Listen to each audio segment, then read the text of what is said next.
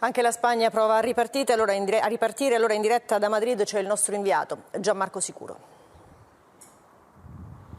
E come in Cina, anche in Spagna c'è imbarazzo tra le autorità sanitarie sul numero dei morti. Sono 585 nelle ultime 24 ore, ma non si tiene conto del numero dei decessi avvenuti per esempio in Catalogna, che ieri aveva dichiarato che ha contato finora soltanto i morti avvenuti negli ospedali. Ci serviranno un paio di giorni per aggiornare il dato, ammettono le autorità sanitarie iberiche. E adesso non solo medici ed infermieri, anche chi lava e sanifica le divise e i camici del personale sanitario svolge un lavoro pericoloso e fondamentale. Ve li facciamo conoscere, poi linea allo studio.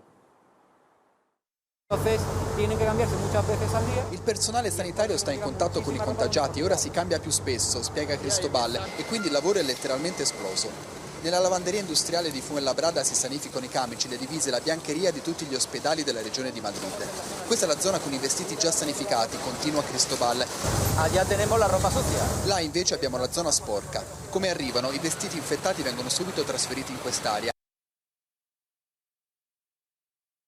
Le persone che lavorano all'interno hanno dispositivi di protezione particolari, una zona sigillata e ad alto rischio dove lavora soltanto personale specializzato.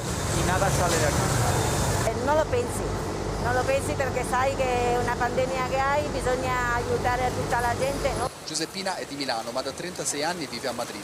Lei e gli altri 250 impiegati ogni giorno ricevono messaggi di sostegno. Siete i nostri eroi, si legge. Sì, è una cosa molto bella. Qui lavoriamo perché a nessuno manchi niente negli ospedali. Diamo pulizia alle camicie da notte per gli ammalati, e il cambio ai sanitari, questo è importante. L'azienda, che è cooperativa sociale ed impiega al 90% persone con deficit cognitivi o fisici, ci ha lasciato scegliere se volevamo continuare a lavorare e nessuno si è tirato indietro, conclude Giuseppina. Per quello stiamo qui.